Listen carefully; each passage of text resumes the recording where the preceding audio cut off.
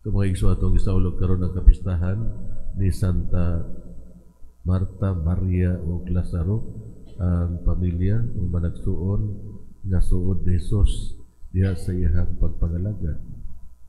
So sa una nga to ang usual nga kasaulugan mao si Marta, no? Pero karon giusa na silang tulo, no?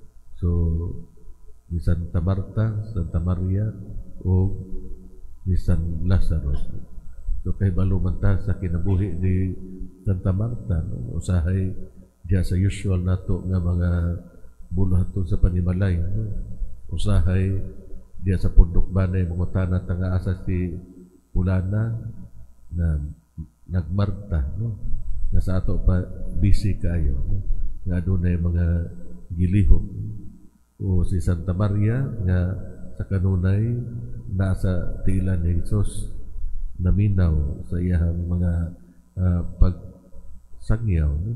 Pagpaambit, mga pagtulunan. O si San Lazaro, ang suon niya nga higala, no? Kauban niya siyang pagpangalagad.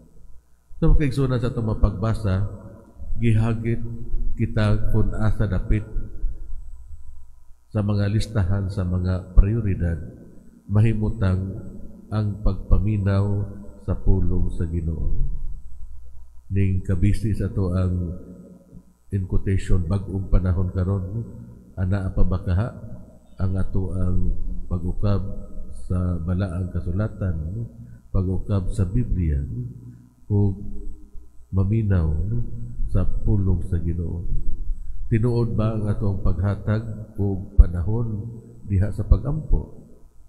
Or basin mo iskapar kita kaya doon na kita'y angayan nga pagabuhaton o asikasuhon.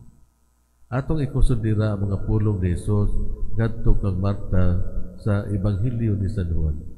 Ako ang pagkabanhaw o ang kinabuhi. Ang nagtuo kanako bisan tuod mamatay mabuhi, o ang tanan nga buhing nagtuo kanako dili gayon mamatay, mituo ka ba diini? So unsa may katuyuan sa atong kinabuhi? Nagpaabot ba lang kita sa atong kamatayon?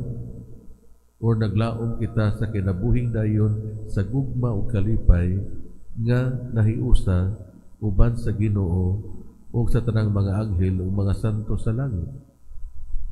Kang Hesus lang gayon kita makalaom nga mabanhaw human sa kamatayon ngadto sa bag-ong kinabuhi.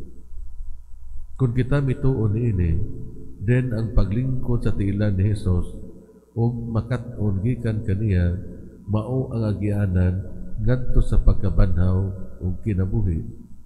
Mao ang pinakamaayo nga bahin, ang pinakaimportante nga butang nga atong buhaton. Ug sa ingon, siya ang atong pinakauna prioridad. Mangutana kita karon sa itong kagalingon. Nagpuyo ba ako diha sa garbo, wala magmatirugtanon sa pulong sa Ginoo? Ang pagpaminaw ug ang pagsunod sa iyang mga pulong, mao ba ang pinakaunang prioridad sa akong kinabuhi? Mainog palud para sa katilingbanong pagam.